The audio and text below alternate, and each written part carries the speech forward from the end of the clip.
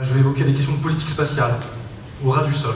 Comment on produit la politique spatiale à partir de programmes, et singulièrement à propos de ce qu'il est convenu d'appeler la course à la Lune, qui est une expression que je mets entre guillemets, comme toutes les expressions qui ont trait à ce grand moment de l'actualité spatiale, qui serait un renouveau de l'exploration, avec donc un objectif très clair, qui est la Lune.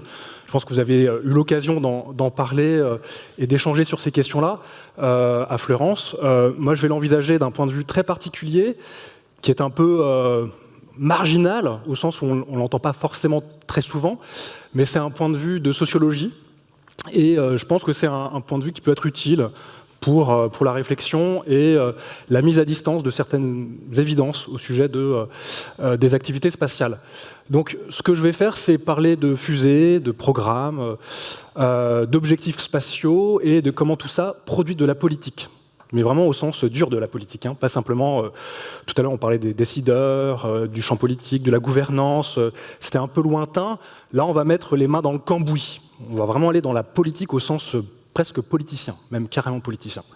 Comment on produit de la politique par rapport à ça? Et j'évoquerai notamment le Space Launch System, que vous connaissez peut-être, sûrement, qui est la fusée de la NASA, le lanceur lourd de la NASA pour aller vers la Lune, entre autres. Là, j'ai mis une belle photo avec la Lune, c'était juste avant le lancement, le premier lancement en 2022, que je considère comme une espèce de véhicule politique d'aspiration qui sont à définir. Et en l'occurrence, l'aspiration la plus mainstream, la plus dominante vendue par la NASA, c'est celle d'aller sur la Lune. Mais vous verrez que en fait, c'est une destination parmi d'autres qui avait été définie et qui aujourd'hui, maintenant, lui donne sa pertinence à ce lanceur. Donc je vais prendre ce prétexte d'une étude de cas, l'histoire du Space Launch System, qui en croisera d'autres lanceurs, c'est des histoires de lanceurs, de fusées, de satellites, de sondes, qui me permettra... Voilà, c'est une espèce d'analyseur de comment ça fonctionne la politique spatiale. Je ne sais pas si c'est très excitant à cette heure-là de la journée, à 21h30, mais en tout cas c'est le pari que je fais avec vous, de vous présenter ces recherches en sociologie de la décision spatiale. L'angle d'analyse que je déploie, alors il y a quelques photos de vacances, ça c'est à Washington, parce que je vous expliquerai comment j'explore tout ça, mais j'ai passé beaucoup de temps en fait aux États-Unis, et notamment là-bas, à Washington DC, où se produit la décision politique, dans toutes ses aspérités, ses rapports de force, etc. Donc, l'angle d'analyse, alors je vais devoir me retourner en permanence pour regarder mes notes, c'est un peu bizarre. L'angle d'analyse que j'essaye d'élaborer, c'est, en gros, je pars d'une piste d'analyse, de prendre une fusée, un lanceur, c'est de la technologie, mais aussi c'est de la technologie politique, au sens où ça matérialise à un moment donné des décisions, et qui certaines ont été prises il y a un certain temps, qui ont été révisées, actualisées, réalignées, et à la fin vous avez un décollage.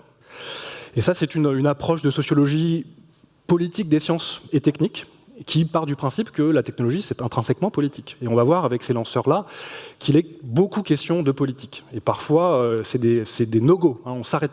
Il y a certains programmes qui ont été arrêtés pour des raisons politiques. Et ce n'est pas simplement du point de vue de la décision, c'est le design même de la fusée est politique. Je vais essayer de l'étayer tout à l'heure. Donc ça, c'est le cadre d'analyse. Et comment je mets en œuvre ce raisonnement sociologique, et j'en dirai un peu plus sur comment je travaille.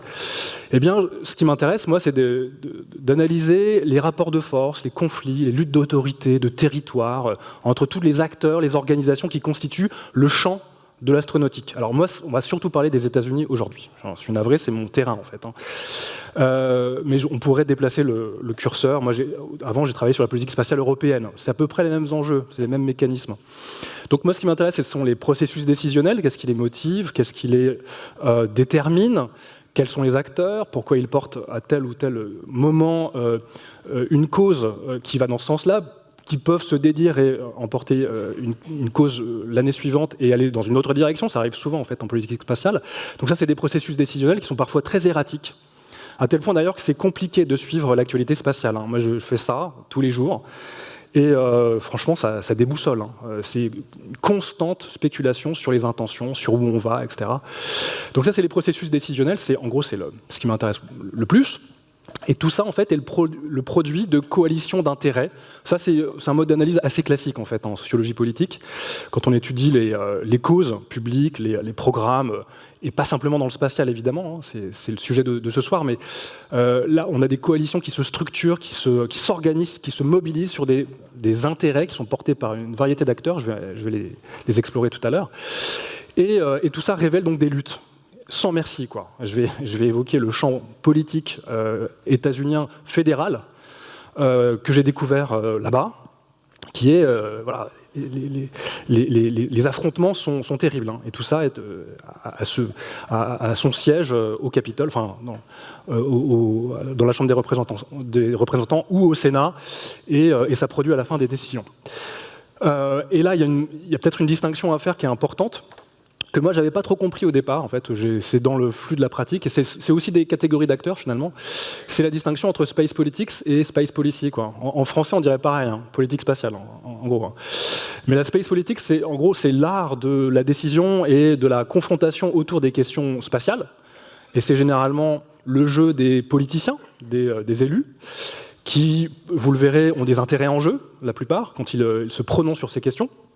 Et la space politics, il faut la différencier de la space policy, c'est le moment où on va appliquer, en fait. On va implémenter, comme on dit, des décisions politiques pour en faire de la politique publique. Et ça va être les politiques mises en œuvre par la NASA, notamment, et toutes les agences qui, à un moment ou à un autre, font usage des technologies spatiales. Donc ça, c'est pas exhaustif, les lignes d'analyse qui m'intéressent, mais en tout cas, j'essaye d'articuler tous ces plans pour essayer de comprendre la décision. Quelques mots sur comment on travaille quand on est sociologue de l'espace. Rien que ça, c'est déjà un peu étrange.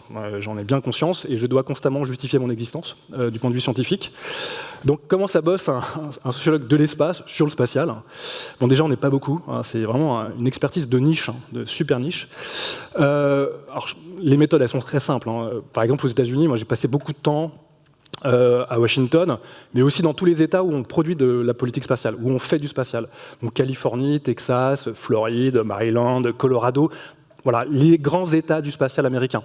Et comme par hasard, à chaque fois, il y a un centre de la NASA qui est ancré et qui produit aussi de l'activité et qu'il faut défendre, etc. Donc moi, j'ai fait beaucoup d'observations sur place. C'est pas toujours évident d'entrer dans les centres de la NASA.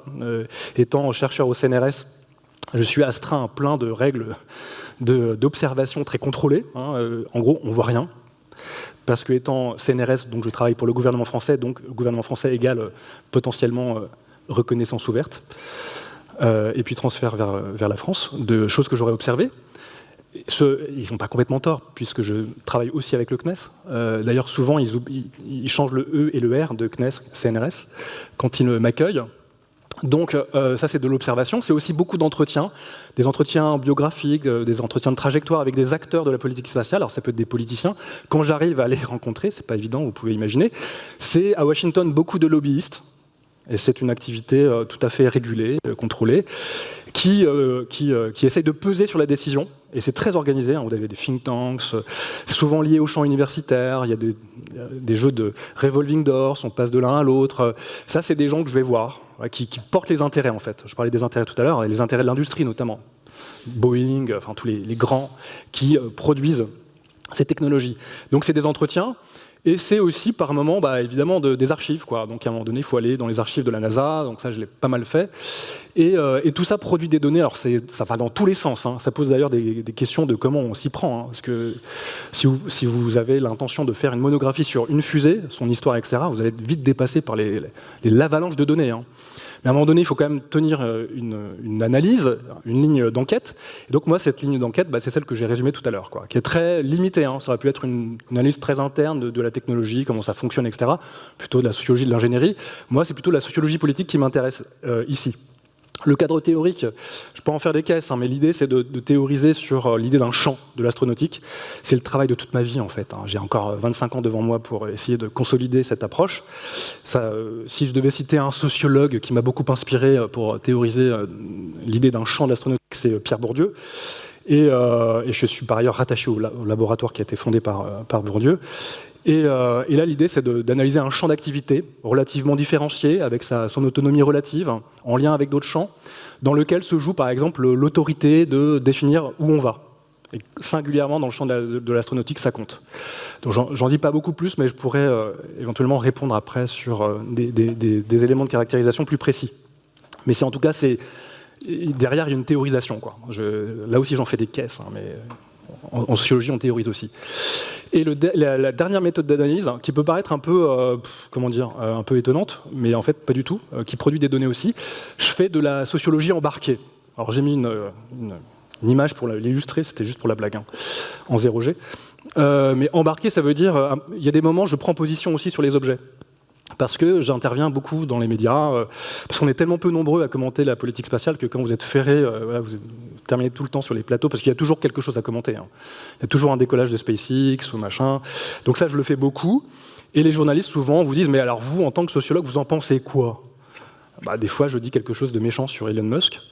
Ça m'arrive. Et ça, c'est ce que j'appelle la sociologie publique embarquée, qui est intéressante parce qu'elle produit des effets sur l'objet aussi. Parce que vous allez rencontrer des gens, ça va avoir un effet retour sur la façon dont vous cadrez. Et ça, c'est une méthode qui peut paraître un peu... c'est presque du braconnage. Hein, mais moi, qui m'a permis de faire bouger pas mal de lignes, y compris dans ma façon d'envisager les choses. Et parfois de brusquer l'objet, littéralement. Le SLS, notamment, je vais y venir. Donc, cette vision sociologique, où j'analyse en fait le champ de l'astronautique comme un milieu un peu étrange, presque une tribu, avec ses rites, ses valeurs et tout. Et moi, j'ai rien à jouer dedans. Hein. Je ne vends pas de programme spatial, j'en vis pas. Eh bien, évidemment, ça décale un petit peu par rapport au discours qu'on peut entendre sur le spatial. Souvent, on parle de géopolitique. Et le discours de géopolitique, c'est un peu passion PMU, quoi. Qui sera le premier, Kazakh rouge, Kazakh bleu. Et on peut s'y perdre très longtemps dans ce genre de discours. Et il a sa pertinence. Hein. Ça fait partie des discours qui sont réalisés dans l'objet, finalement. Moi, c'est pas vraiment la façon dont j'envisage les choses. Hein. C'est pas non plus un discours platement critique, ça serait dommage quand même. En tout cas, c'est autre chose que ce que généralement vous voyez dans les médias quand on parle du spatial. Ce qui ne veut pas dire que je perce plus que ça dans les médias. Et finalement, vous le présenter aujourd'hui, ça me permettra de vous montrer par l'exemple ce que peut apporter un discours sociologique sur ces questions. J'espère que je vous aurai converti à la fin et que vous vous intéresserez à la sociologie du spatial. Et je me base, alors là c'est le moment placement de produit, je sais c'est indécent, mais j'ai publié un peu sur ces questions-là avant, donc j'arrive pas non plus complètement nu, notamment sur le Space Launch System. Il y a un papier qui est dans une revue qui est là-bas, qui s'appelle Zilzel, où je fais l'histoire du programme Space Launch System, et en fait je m'appuie beaucoup sur ce papier, parce que franchement il m'a coûté intellectuellement, donc pour une fois que je peux le valoriser devant un public, je vais en parler. Donc c'est l'histoire de cette construction politique un peu étrange. Donc il y a ce papier, si ça vous intéresse, c'est aussi disponible sur la plateforme Kern. Il y a un bouquin qui est sorti en février sur l'histoire spatiale, point de vue un peu critique sur l'histoire du spatial, où on évoque par moments le retour sur la Lune, où on met en question la pertinence de la chose, etc. On pourrait y revenir, si vous voulez, sur ce livre. Et quand je vous disais tout à l'heure, sociologie publique embarquée, par exemple, sur le Space Launch System, allez savoir pourquoi Libération m'a demandé mon avis sur la pertinence de ce lanceur. Donc Libé, c'est un peu pour, contre, ou contre, pour, j'en sais rien. En tout cas, ils avaient suspecté que j'allais interroger la chose. Donc, quand je vous disais prendre position, par moment, c'est ça. Et puis, vous voyez ce que ça produit dans l'espace public. Ça produit des effets, pas toujours. Hein. Tout le monde ne lit pas Libération. Mais en tout cas, ça fait partie des choses que je fais aussi par moment. Donc il y avait cette tribune sur le SLS, pour vous dire que par moment, peut-être, en loose dé, je vais placer des jugements de valeur un peu normatifs sur en fait, parce qu'il y a aussi un point de vue critique sur ces choses-là, qui découlent de mes analyses sociologiques, en fait. Alors j'ai encore 40 minutes. Généralement, je fais mes introductions en 1h30, donc là, je suis assez efficace. Je suis assez fier de moi. Ce que je vais essayer de faire aujourd'hui, j'ai un plan intenable. Donc je vais essayer de le tenir. Je vais essayer de vous décrire pas forcément une chronologie, mais des éléments pour mettre en situation, en perspective, cette histoire longue du SLS et de tout ce qui va avec, de tout ce que ça ramasse, les capsules, les projets de stations en orbite circumlunaire, et puis d'éventuelles bases lunaires, et puis même un autre lanceur lourd, hyper lourd, fabriqué par une firme californienne, enfin un Texan maintenant. Donc je vais essayer de tout mettre en relation, et de le faire à chaque fois en évoquant une question importante que ça me semble suggérer s'agissant de la mise en politique du SLS et de ces technologies spatiales. Et à la fin, ça me permettra d'ouvrir de façon un peu provocatrice peut-être sur la question de la conquête de la Lune. Donc je commence par la première partie, qui est peut-être la plus fastidieuse, mais en gros, un premier point, c'est quand même d'avoir en tête que ces programmes ont une vie longue, quoi. C'est une histoire de recyclage, de réalignement, d'actualisation de technologies qui, pour certaines, sont très anciennes. Donc quand je lisais dans la presse, qui n'est pas toujours bien renseignée, que le Space Launch System était un nouveau lanceur, extrêmement novateur, etc., oui, enfin, super la marge, quoi, hein. Il actualisait des technologies qui, pour certaines, étaient développées déjà sous Apollo, hein, notamment les moteurs. Donc, la mise en perspective, elle est hyper importante, parce que ça permet de mettre à distance aussi l'effet de nouveauté qu'on a au moment du décollage, et presque de sidération, hein. C'est presque comme les JO, hein. Tout le monde est en extase devant le décollage, et moi le premier, hein, j'en ai vu un ou deux, c'est toujours impressionnant. Mais à un moment donné, bon, il faut quand même s'interroger sur d'où viennent ces technologies. En l'occurrence, je pense qu'il faut... Là, je vais le faire en 3 minutes, hein, c'est un chapitre dans le bouquin que j'ai présenté tout à l'heure. Il y a une histoire longue des ambitions spatiales américaines, et notamment de la conquête de la Lune. Alors, on a évoqué Apollo dans quelques panels, ici même. 72, bon, c'est la fin d'Apollo, on le sait, on en a parlé, et c'est une espèce de dépression pour la communauté spatiale terrible, hein, aux États-Unis. On a beaucoup investi dans ce projet, ce programme destinal pour l'Amérique conquérante, et d'un coup ça s'arrête. Et il y a toute une histoire, une historiographie de ce moment de césure terrible dans l'histoire spatiale américaine où ça s'arrête. Et c'est une espèce de pis-aller. La NASA parvient néanmoins à emporter l'adhésion de Nixon à l'époque, hein, pour un nouveau programme qui sera la navette spatiale, avec éventuellement une station qui viendrait lui donner une destination. Mais c'est vécu comme un pis-aller, quoi. C'est pas très loin la station spatiale. L'idée, c'est d'avoir un véhicule de transport sûr, pas cher, et qui volerait tout le temps, hein, pour aller en orbite terrestre basse, pour des activités en fait économiques. Il y avait toute une valorisation économique de l'activité dès les années 70. Et ça, c'est la NASA dans les années 70. Il y a évidemment des programmes de sciences pour aller loin dans le système solaire, mais s'agissant de ce grand programme d'exploration humaine de l'espace, bon, c'est un peu la douche froide, quoi. Et puis cette solution qui va être apportée de la navette, dont le premier vol effectif sera plutôt à la fin des années 70. Donc il y a ce moment de long refoulement. Certains historiens, comme McDougall, parlent de mélancolie de l'âge spatial qui se cultive dès les années 70, et ce tropisme lunaire qui d'un coup va s'éteindre de façon brutale, avec ces derniers équipages en 1972. Ça, c'est une toile de fond importante, parce que pas mal de gens qui vont s'investir dans la justification de cette destination l'ont vécu. Ils vous en parleront. Moi, j'ai vécu 69, et depuis, c'est vraiment la loose, hein. Et puis, on était censé aller sur Mars juste après. Wernher von Braun avait dit, même avant même de poser les pieds sur Mars, la prochaine destination, c'est Mars, et ça ne se fait pas. Et donc, ça produit une espèce de frustration qui va travailler durement et durablement la politique spatiale américaine. Ça, c'est une toile de fond qui est extrêmement importante, et qui va justifier l'existence de plein de mouvements. Alors là, on est vraiment dans la sociologie, hein, des mobilisations, des mouvements qui vont se structurer à partir des années 70, des lobbies, hein, des think tanks, des associations professionnelles, plus ou moins, qui vont entretenir la flamme de l'exploration. Ça sera la L5 Society, fondée par Gerard O'Neill, qui est un avocat de la colonisation de l'espace. Ça sera la société de Von Braun qui va aussi animer la culture de l'espace. Et c'est des dizaines de milliers de personnes, hein, aux États-Unis. Hein. C'est vraiment une passion nationale. Enfin, au maximum, je crois que c'était 100 000 personnes. Mais quand même, c'est beaucoup de membres, hein, qui cultivent ce goût pour l'espace. Donc ça produit des effets par moment sur la NASA, qui, à un moment donné, c'est son premier débouché, ce public, hein. Elle doit se justifier auprès des enthousiastes, comme on les appelle là-bas, voilà, les space nerds.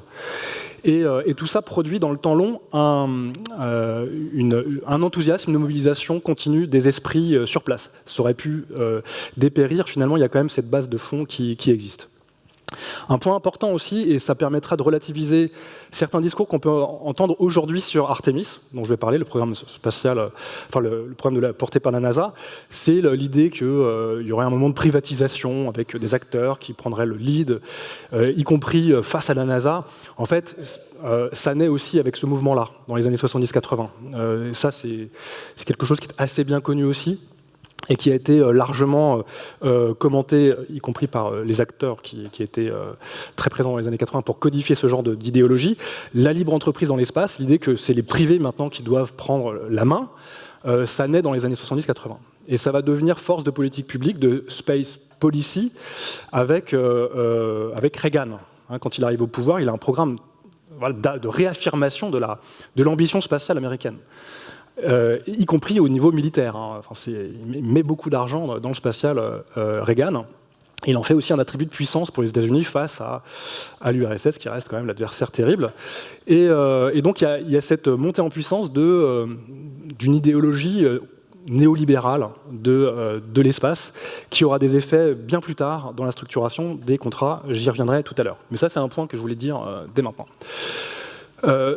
La NASA, néanmoins, et ça c'est un point qui est important, je ne sais pas jusqu'à quel point vous le savez, mais en fait elle est constamment en crise, cette agence, depuis 72 et même avant. Depuis le début, en fait. Même Apollo, elle était en crise, même sous Apollo. Il fallait justifier les budgets qui étaient énormes, c'était des niveaux stratosphériques déjà à l'époque. Donc elle était déjà en crise pour se justifier, mais alors là c'était encore plus. Et il y a eu un certain nombre d'incidents qui ont aussi grévé sa perpétuation. Alors on connaît évidemment le drame de Challenger en 86, qui a été un moment, un coup d'arrêt. Déjà que la navette spatiale c'était un pis-aller, vous imaginez quand ça s'interrompt brutalement avec des morts, et devant le monde entier, avec en plus une institutrice, par ailleurs sociologue. Bref, c'était quand même l'horreur. Et donc la NASA vit une crise terrible en 86. Et là, j'accélère, mais elle la revit aussi en 2003 avec Columbia. Encore une navette qui explose c'était pendant sa rentrée atmosphérique. Donc la NASA a constamment rencontré des turbulences. Et chaque année, vous aviez des commissions d'enquête sur l'avenir de la NASA, l'avenir du programme spatial, avec une tonalité très défaitiste. Et puis, après les années 90, il n'y avait plus l'URSS, donc se battre pourquoi mettre de l'argent pour la NASA qui était censée jouer la course avec l'URSS. Vous avez cette dépression qui est très importante. Et dans ce cas-là, dans ces cas-là, il y a quelques solutions qui s'offrent aux politiciens. En l'occurrence, le premier d'entre eux, le président des États-Unis d'Amérique, George W. Bush, c'est de proposer une vision. Donc, c'est la crise de destination, de justification des budgets. Ils sont colossaux, encore une fois, c'est des milliards et des milliards. Donc, à ce moment-là, Bush, fils, trouve l'idée, il a une vision. Bush a une vision. C'est la Vision for Exploration, qui est une façon de considérer l'exploration, la relance de l'exploration de l'espace, en réenclenchant cette ambition spatiale américaine qui avait fait la grandeur de l'Amérique dans les années 60. C'est sa vision, donc avec toute une exploration par étapes, Lune, Mars, c'est toujours les mêmes séquences. Et au-delà, and beyond. Non, au-delà, on ne sait pas ce que c'est. C'est peut-être la mort, j'en sais rien. Mais c'est donc la Vision for Exploration qui se veut implémenter dans une politique publique qui serait le programme Constellation. Et Constellation, qui commence à être mis en œuvre à partir de 2005-2006, c'est des lanceurs, des programmes, des capsules, etc. Parmi les lanceurs qui sont proposés, il y a Ares 5, qui ressemble étrangement au SLS. Bon. Et Ares 5 se veut le lanceur lourd de cette nouvelle ambition réactivée, relancée de la politique spatiale américaine par George W. Bush. Donc le programme va être financé lourdement, les républicains ont la main pour faire passer leur budget, donc ça marche. Quelques milliards sont injectés dans la refonte de ce lanceur, sachant aussi que la NASA vit une crise terrible, puisque la navette va être mise en retraite, donc il faut préparer la suite.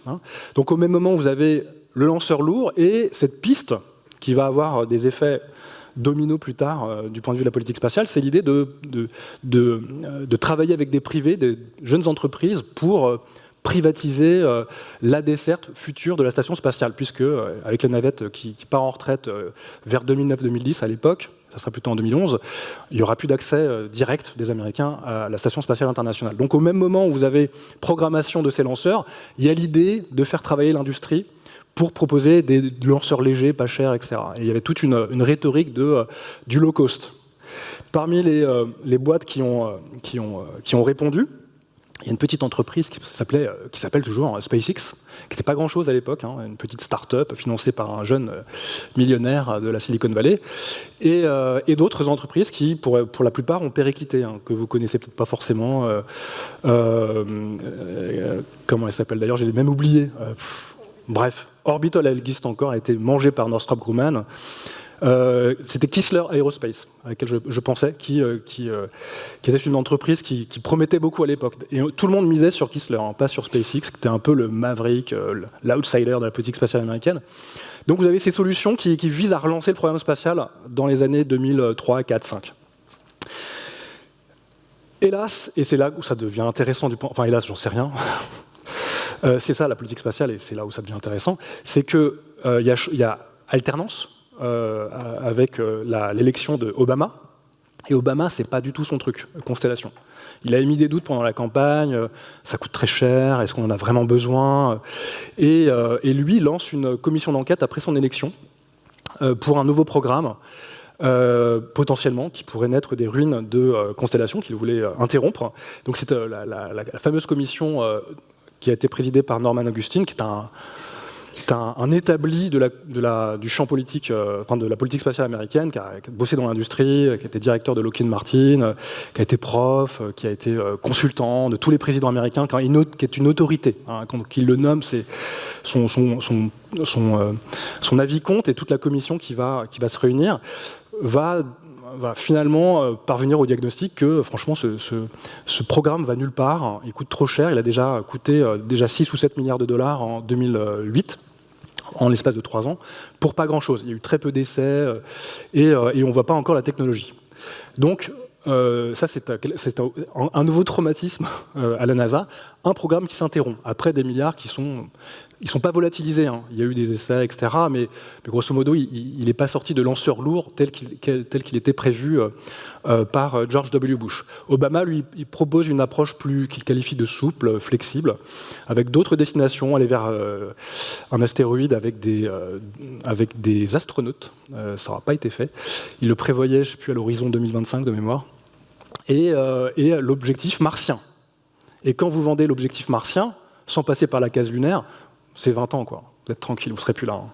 Donc on est en 2011-12, donc il réactive l'objectif martien, et il le propose pour 2000, à l'époque, je me rappelle, c'était 2033-34. Voilà. Et moi j'en avais parlé avec l'administrateur de l'époque, qui avait été nommé par Obama, et il me l'avait droit dans les yeux, il m'avait dit, mais 2034, on sera sur Mars. Évident, Obama l'a dit, c'est séquencé, c'est budgété, et on y arrivera, quoi. Et généralement, quand on réactive le tropisme martien, c'est que c'est dans 20 ans. Voilà. Et on pourrait faire une histoire longue de ces projections à 20 ans, qui serait tout à fait saisissante. Projection qu'un certain Elon Musk a beaucoup raccourci. Hein. On devait être sur Mars cette année, rappelez-vous. Donc ça, c'est pour le programme d'Obama, qui à la fois réduit la voilure et en même temps réaffirme l'objectif martien, et va intensifier la privatisation, enfin ce qu'on appelle la privatisation, c'est-à-dire en gros vous filez les clés à l'industrie, quoi. Vous commandez des services. Il fut un temps où, par exemple, c'est encore le cas, hein, mais la NASA certifiait tout, concevait, testait et travaillait étroitement avec l'industrie, mais à la fin c'était quand même le logo de la NASA sur le lanceur. Là vous avez une nouvelle partition du travail avec l'industrie qui va se mettre au service d'un client. Qui paye une prestation. Ce qui est une autre façon de travailler, et c'est la façon dont la NASA va commencer à travailler avec l'industrie, notamment SpaceX et quelques autres. Ça, Obama va l'intensifier. Hein, ça, c'est pendant son mandat. Donc ça, c'est un système Ares n'existe plus sur le papier, alors qu'il était projeté. Et puis, si j'avais été sociologue à l'époque, j'étais encore jeune, enfin plus tant que ça, et il était projeté pour 2015, 2016, hein, le premier vol d'Ares 5. et tous les gens qui commentaient la politique spatiale, pour eux, c'était une évidence, quoi. Ça allait arriver. Bon, c'est jamais vraiment arrivé, en tout cas pas sous la forme que ça s'est déroulé. Donc ça, c'est un abandon et une relance avec un nouveau système qui va s'imposer pour emporter l'adhésion, parce qu'à la fin, il faut quand même vendre des budgets. Donc ce qui va se passer à partir de 2011-2012, c'est que Ares 5 va être rebrandé, c'est beaucoup aussi du rebranding dans le spatial. On ne parlera plus de Ares 5, mais on commencera à parler de la Deep Space Rocket, donc la fusée qui va vers l'espace lointain, profond, et pas forcément vers la Lune d'ailleurs. Au départ, ce n'est pas vraiment la Lune, c'est une fusée lourde pour aller quelque part. On trouvera des destinations sans doute. Ça peut être des sondes spatiales pour faire de l'astronomie spatiale, pas forcément pour faire de la colonisation lunaire.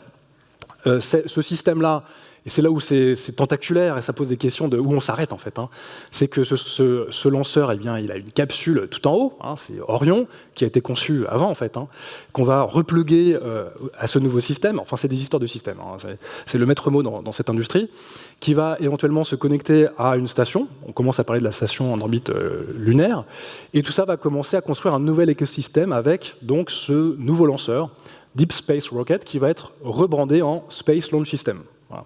C'est à peu près la même technologie, c'est à peu près le même design, c'est les boosters latéraux, c'est le même tanker. Je vais y revenir sur le design technique, mais c'est à peu près le fil narratif de cette histoire.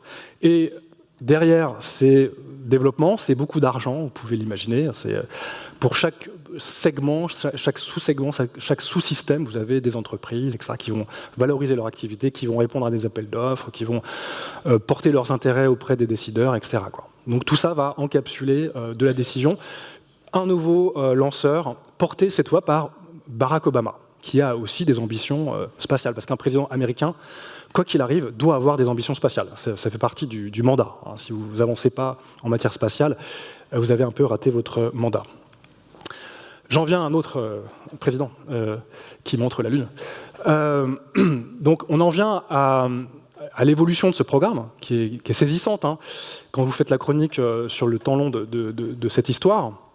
Donc là, l'enjeu, à la fois pour les politiciens qui sont à Washington, mais aussi la NASA, qui joue ses budgets chaque année, c'est d'assurer la continuité. Parce que ce n'est pas le tout de vendre une belle image de lanceur, un objectif, des beaux PowerPoint avec des flèches partout, où ça marchera, vous verrez ce que vous verrez. Il faut assurer la continuité. Continuité de service, parce qu'à un moment donné, on met de l'argent, quoi. Et puis c'est des gens qui vont commencer à travailler, etc. Donc là, l'enjeu, il est d'assurer la continuité. Ce que va faire la NASA, d'une année sur l'autre, à partir de 2011, il y a beaucoup d'argent qui est injecté dans cette nouvelle fusée, qui n'a pas forcément de destination, mais c'est une nouvelle fusée qui ira quelque part en principe. Cette nouvelle destination, elle va là, je vais assez vite, sinon je ne vais pas finir ma conférence. À un moment donné, et ça passe pas si facilement, mais en tout cas, il y a un objectif qui va être réaffirmé dans la communauté spatiale, d'aller sur la Lune avant d'aller sur Mars.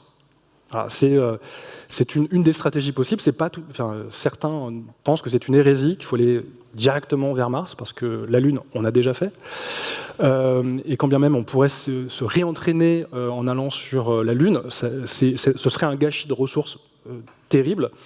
Donc ne le faisons pas, c'est la solution qui a été finalement approuvée, d'aller sur la Lune pour ensuite aller sur Mars. Donc c'est le fameux Moon to Mars, quoi.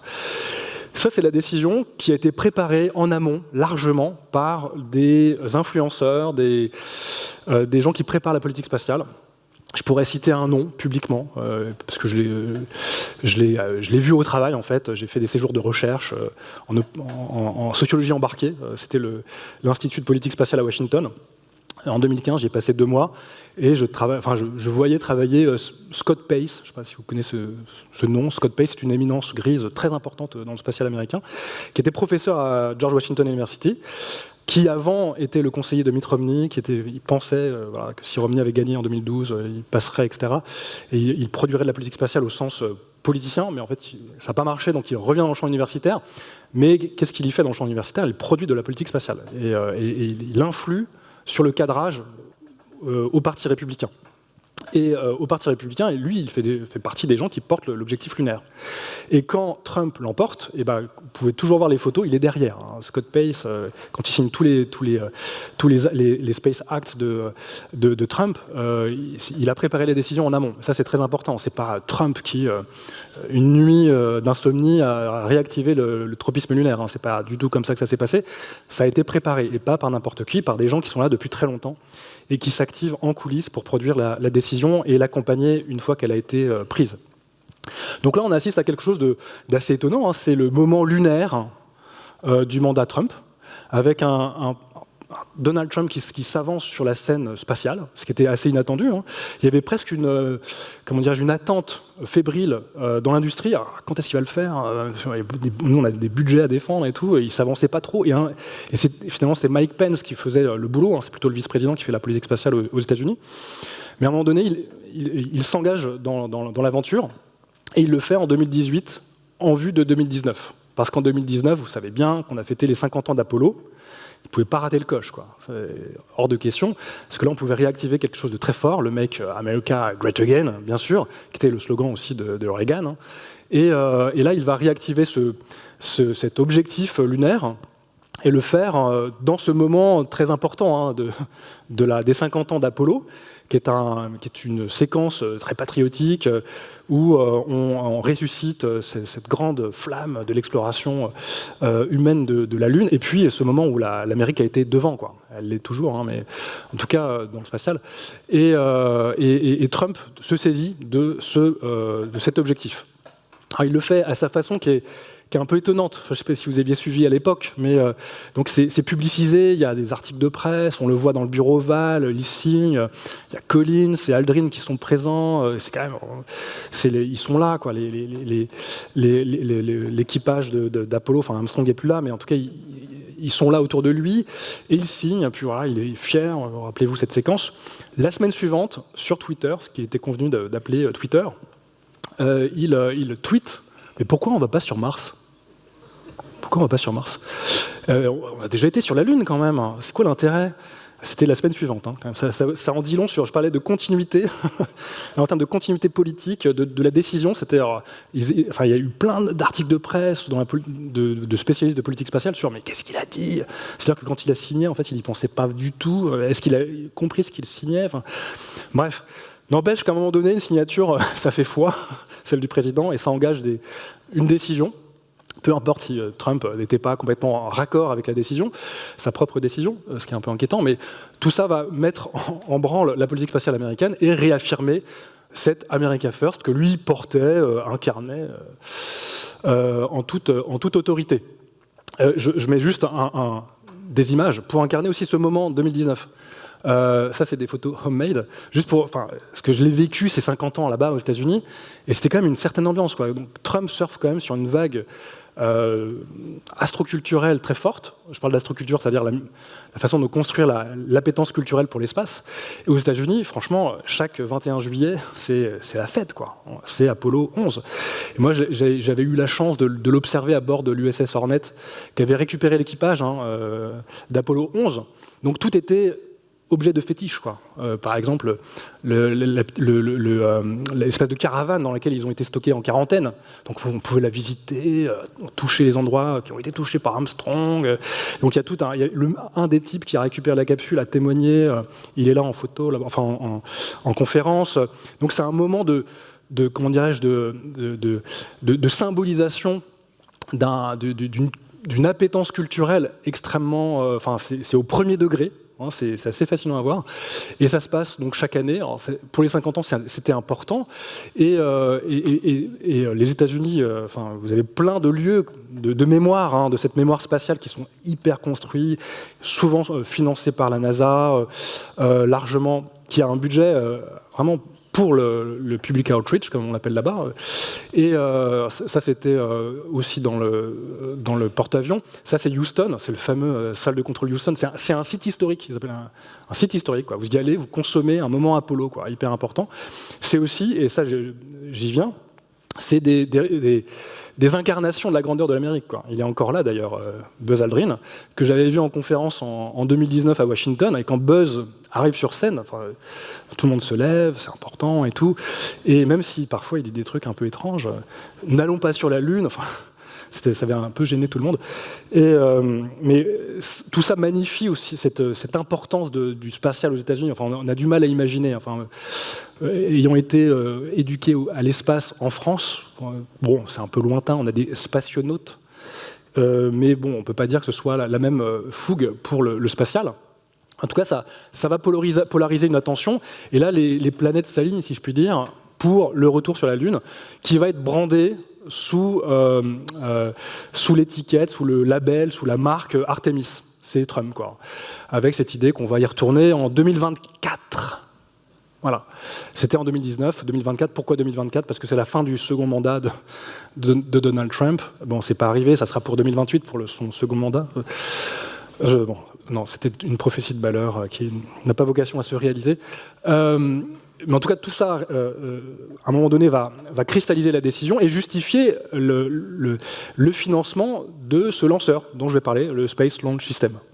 Donc là, je vais un peu rapidement sur les modalités de l'exploration et la justification, mais c'est très classique, quoi. C'est la nouvelle frontière. Enfin, quand vous allez là-bas, là aussi, c'est premier degré.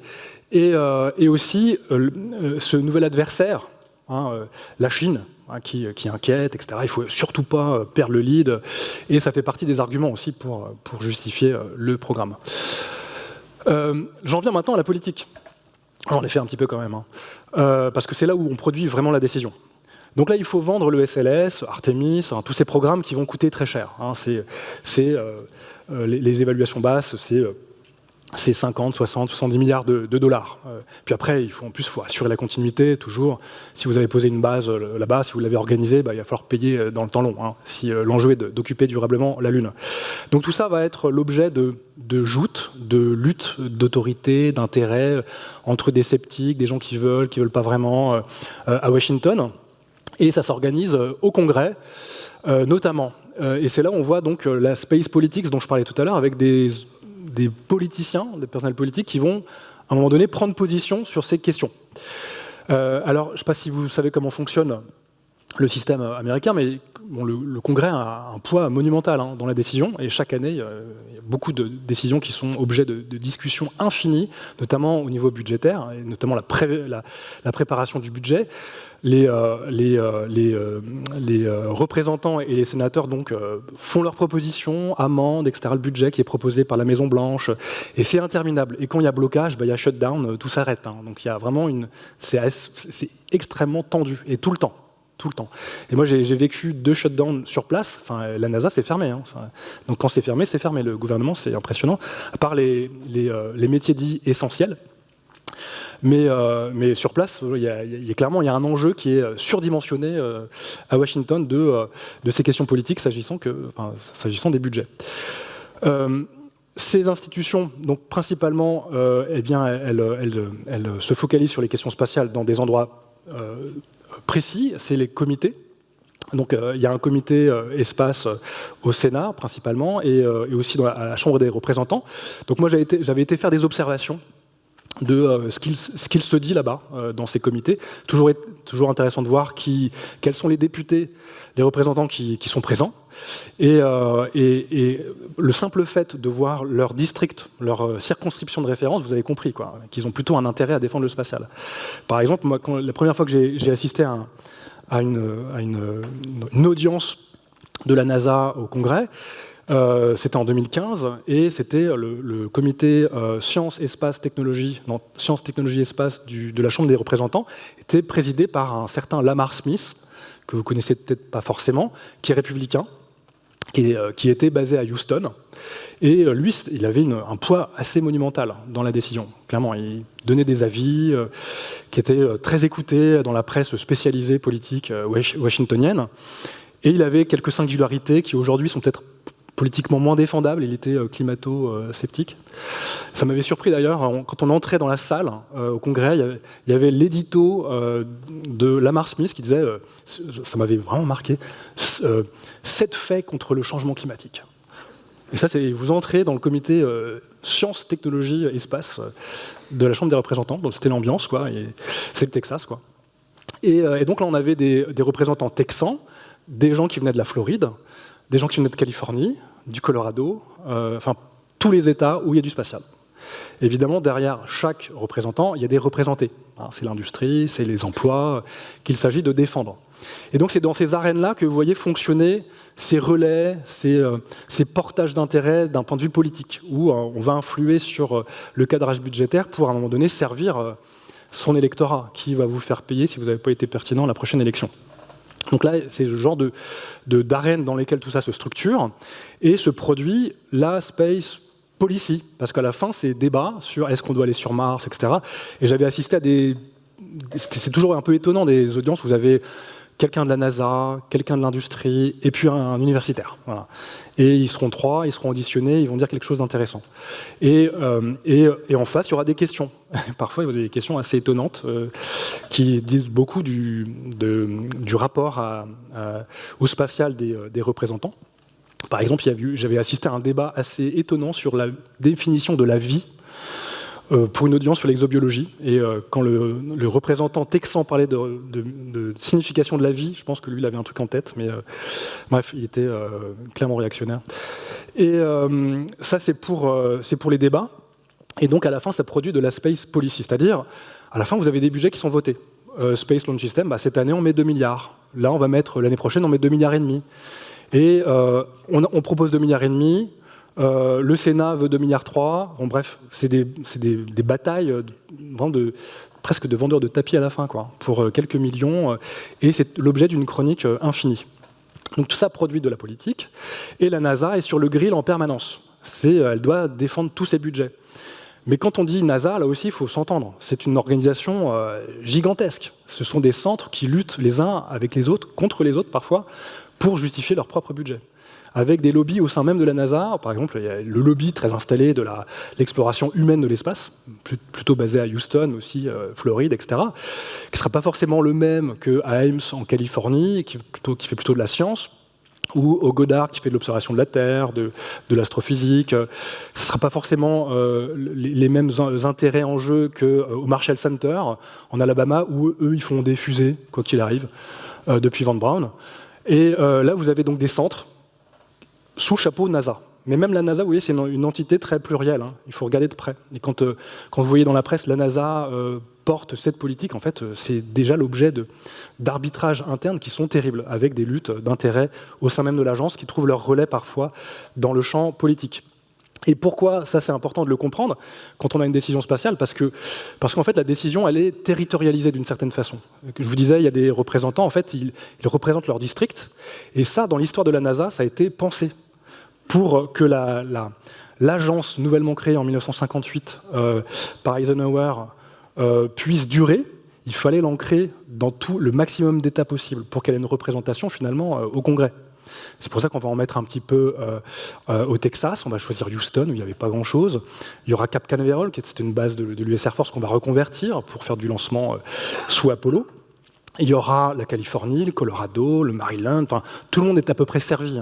Et ça va diffracter plein d'emplois, toute une base industrielle qu'il faut constamment servir chaque année.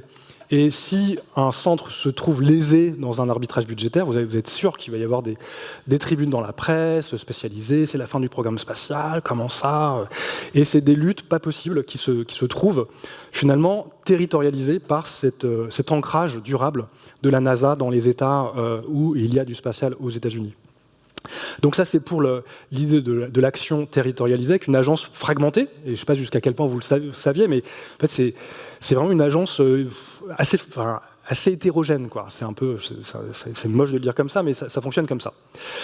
Et cette agence trouve donc des relais politiques. Alors je vais en prendre un seul exemple, je pourrais en prendre plein, mais ne serait-ce qu'un seul parce qu'il est super important. C'est Bill Nelson. Est-ce que vous connaissez Bill Nelson? Levez la main, Bill Nelson, ouais. Ouais, un petit peu, ok. Donc Bill Nelson, c'est l'actuel administrateur de la NASA, juste pour vérifier que je dois faire tout un topo. Donc Bill, que j'ai mis en image juste en dessous de Trump. Donc Bill Nelson, au départ, c'est un c'est un politicien, quoi. Il est élu en Floride, pas n'importe où, un district de Cap Canaveral. Donc lui, il a des enjeux clairement spatiaux, plutôt intérêt à défendre le spatial. Il a même volé à bord de la navette, il en a même tiré un bouquin, le sénateur dans l'espace. Donc lui, c'est un avocat de l'espace depuis toujours. Voilà. Et il a toujours défendu les programmes de la NASA et l'investissement ou la dépense, j'en sais rien, dans les gros programmes. Tous les programmes, dès lors que ça rapporte des emplois, que ça permet de sauver des budgets et que ça produit de la croissance localement, et singulièrement en Floride, où il est très implanté, où il a été continuellement renouvelé. C'est un politicien très actif depuis maintenant 40 ans, quoi. Et Bill Nelson, qui est très connu, eh bien, c'est l'avocat du Space Launch System. Quand Obama arrive au pouvoir, et je ne l'ai pas dit, mais il est démocrate, Bill Nelson, il est complètement aligné avec Obama, et il va être le relais au sein du champ politique washingtonien de la décision d'Obama de lancer ce nouveau lanceur lourd qui est le SLS, à tel point d'ailleurs qu'on l'appelle le Rocket Senator, quoi. C'est la petite expression pour le caractériser. Et ce Bill Nelson donc, va produire en permanence la justification du SLS. Et puis, quand on l'écoute, il faut mettre toujours plus d'argent sur le SLS. Vraiment, c'est quelque chose qui coûte cher, c'est normal. Ça s'appelle la grandeur de l'Amérique. Et au moment de l'accession au pouvoir de Biden, eh bien, c'est lui qui devient administrateur de la NASA. Donc il y a une espèce de couronnement. Il a voué son activité politique à la défense du spatial. Il devient l'administrateur. Donc ça, c'est vraiment un exemple, mais on pourrait en prendre bien d'autres. J'accélère, parce que je vois que je suis déjà en retard, et je m'en excuse. Néanmoins, c'est là où ça commence à dérailler un petit peu, enfin ça déraille, j'en sais rien, mais ça produit quand même beaucoup de débats. C'est que le SLS, on se rend compte assez vite qu'il coûte cher, très très très cher. Et avant même l'objectif lunaire qui a été réifié, posé par Trump. Donc, des débats, des critiques d'adversaires du programme qui considèrent que c'est une dépense inutile et que certains industriels, par exemple SpaceX ou Blue Origin, pourraient faire mieux pour beaucoup moins cher. Donc, vous avez tout un débat qui commence à émerger. Des gens comme Bill Nelson disent non, c'est un très bon lanceur, il est certes un peu cher, mais il faut savoir ce qu'on veut. Aux États-Unis, ce qui est intéressant, c'est qu'il y a des audits indépendants, beaucoup plus qu'en France. Pour évaluer les politiques publiques. On a la Cour des comptes, parfois, qui regarde ce que fait le CNES, mais ce n'est pas très souvent. À la NASA, il y a de l'audit chaque année par un type dont c'est le boulot. Et il produit des rapports sur tous les programmes de la NASA. Et il s'est attaché à l'évaluation du programme SLS et il a mis en évidence un dépassement exorbitant du programme. Un calendrier qui avait complètement explosé. Alors ça, on le sait, c'est courant dans le spatial. Quand on lance un programme, souvent, ça se reporte en permanence, et c'est normal. En tout cas, c'est normalisé dans l'activité. Là, c'était un peu trop long. Ça devait décoller en 2017, 2018. Et il n'a toujours pas décollé au moment où l'inspecteur général commence à faire ses évaluations et découvre que ça coûte trop cher, quoi. Donc il y a ce débat, et avec même... un peu plus tard, des chiffres qui commencent à circuler dans la presse, 4 milliards le vol, quoi. Si on inclut Orion dans la boucle, la contribution européenne pour le module de service d'Orion, 4 milliards pour un aller-retour. Enfin, pour l'instant, on n'a pas encore été sur la Lune, et puis de toute façon, il n'a pas vocation à poser des humains. Ça fait quand même assez cher, le budget de la France pour le spatial. Tout confondu, vous savez à peu près, c'est 3 milliards d'euros. Donc là, c'est pour un vol, pour un tir. Donc il y a ce débat qui devient très dur. Et là où c'est intéressant, c'est qu'il y a des acteurs qui évoluent aussi, y compris dans la façon dont ils portent les intérêts. Bill Nelson, qui était un avocat de la dépense, en tant qu'administrateur de la NASA, il commence à monter au créneau en disant « ça coûte un peu cher, quand même, ce Space Launch System, 4 milliards l'aller-retour, qu'est-ce qui justifie une telle enveloppe budgétaire ?» Et donc, il y a eu des articles qui ont été commentés de façon un peu ironique dans l'industrie sur Bill Nelson qui découvre qu'en effet, ce genre de programmes sont un peu dispendieux. Ça, c'est venu après, une fois qu'il était aux manettes. Et néanmoins, une fois que c'est lancé, et c'est ça qui est beau avec les programmes spatiaux, c'est qu'il y a tellement d'enjeux que le coût de l'interruption est dispendieux, donc ça continue, et on fixe un objectif de lancement à un moment, et ça, je vais évoquer tout à l'heure le premier vol de 2022, Et tout ça, finalement, va constamment reconduire cette politique politicienne où les intérêts doivent converger quoi qu'il arrive. Même les plus sceptiques, à un moment donné, bon, on a mis trop d'argent dedans, quoi. Il faut y aller, quoi. Et puis en plus, il y a l'objectif lunaire 2024 censément. On sait que ça sera plutôt 2025, mais bon. Donc ça, vous avez cette évolution au fur et à mesure. Là, j'en viens au système. Je disais, là, c'est surtout de la décision politique que j'ai essayé de mettre en scène de façon un peu rapide, hein, mais en fait, il y a plein d'acteurs, des lobbies, des think tanks, etc. Le SLS est sur les rails, hein, un jour, il décollera. Ce qui est intéressant avec ce SLS, c'est que son design technique, en fait, illustre ces arbitrages budgétaires. Je vous le disais tout à l'heure, je reprends une expression d'un historien du spatial américain qui s'appelle Andrew Butryka, qui parlait de la navette spatiale comme relique de la guerre froide, relique programmatique. On a fait une espèce de montage de tous les systèmes de l'époque pour produire une espèce de transport réutilisable, très coûteux, qui était réutilisable, mais vraiment en théorie, hein, parce que ça coûtait très cher à reconditionner à chaque fois, 500 millions, ça coûtait très cher à faire voler. Et le SLS, c'est à peu près la même chose. Je vous disais, c'est pas hyper avant-gardiste au niveau technique. Bon, est-ce que j'ai une image dans les parages? Ouais, non, ça c'est la navette. Mais en fait, la navette, c'est pareil. Vous avez les boosters latéraux de Northrop Grumman, le tanker qui sera repris, sur lequel on mettra un nouvel étage. C'est la navette. Les moteurs du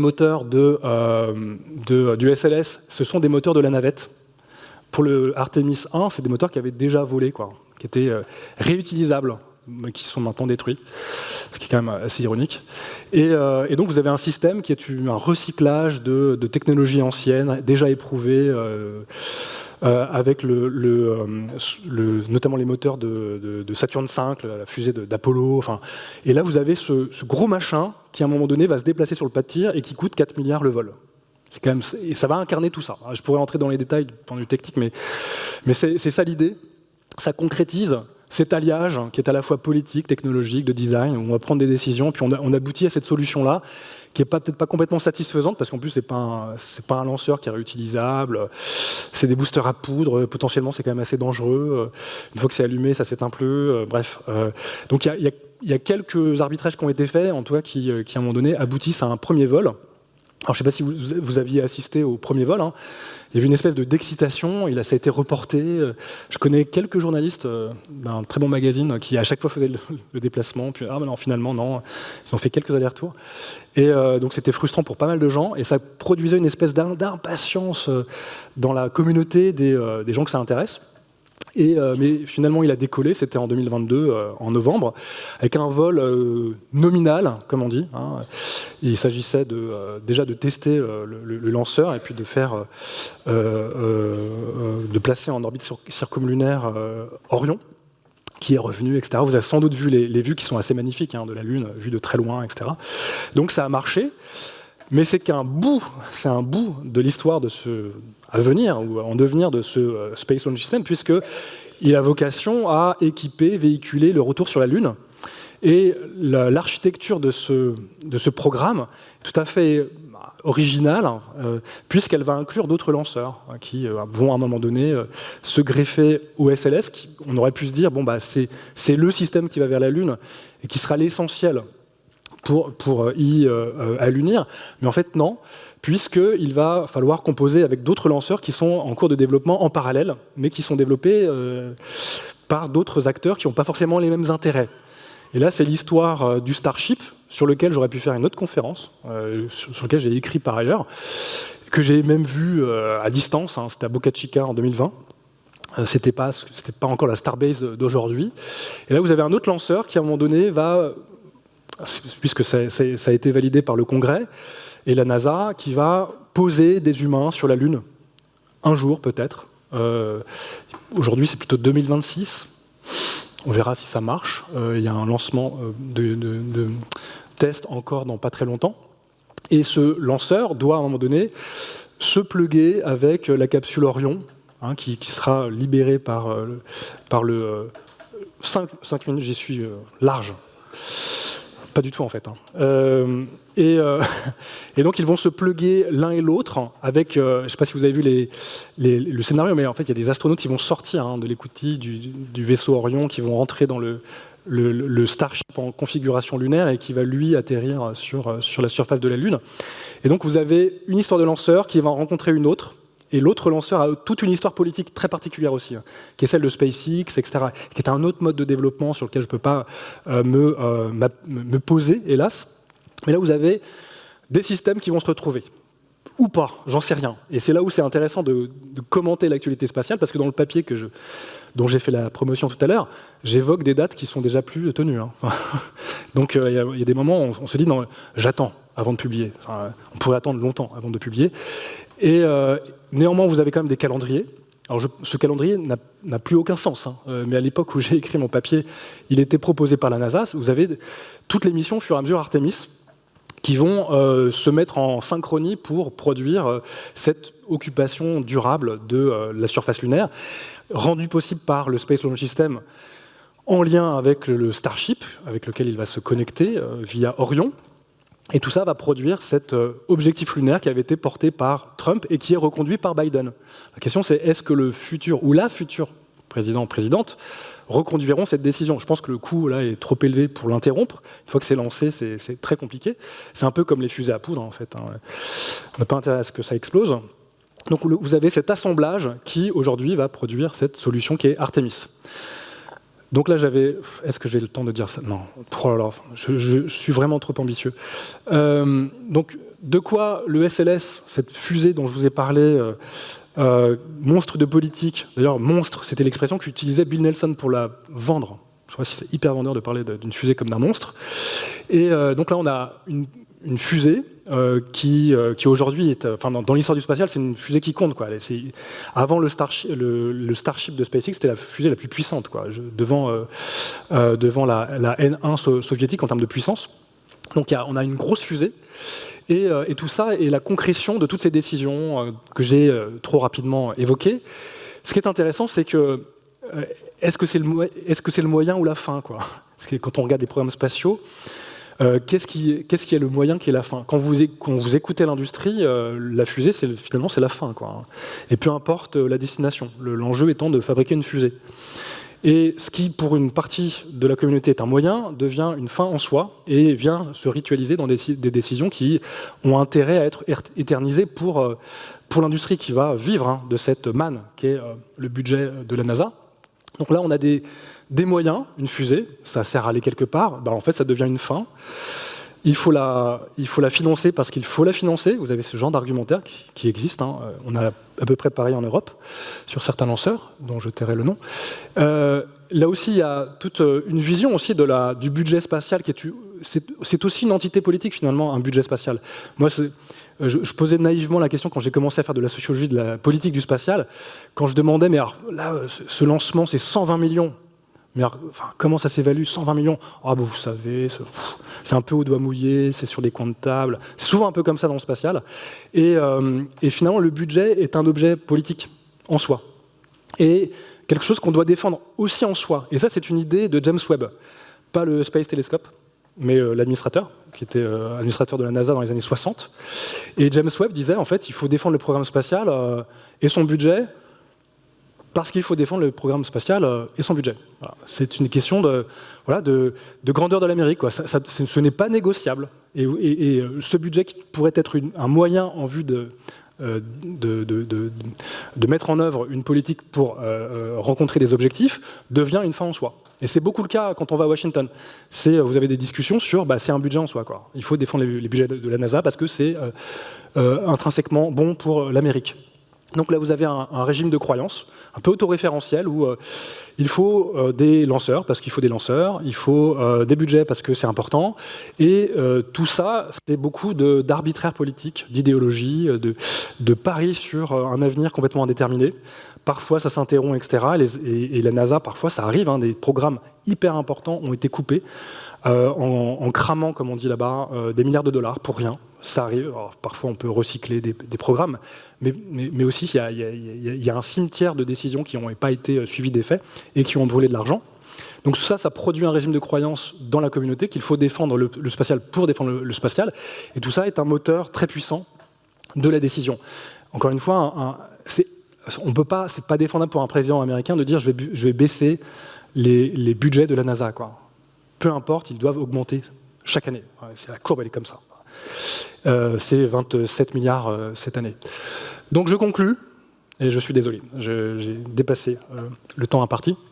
Donc, ce que j'ai essayé de faire, je ne sais pas si j'ai réussi, parce que déjà c'est compliqué à écrire, alors à oraliser c'est encore pire, et j'espère que c'était à peu près intelligible à cette heure avancée de la soirée. Donc, ce que j'ai essayé de mettre en scène, c'est la décision spatiale, d'un point de vue un peu différent, du point de vue politique, en citant des organisations, des noms, des intérêts très viscéraux, s'agissant de l'intérêt américain, d'aller vers la Lune, etc., avec des arguments plus ou moins en bois, l'adversité avec les Chinois, etc. Bon, l'argument international avec Artemis, les accords, tout ça.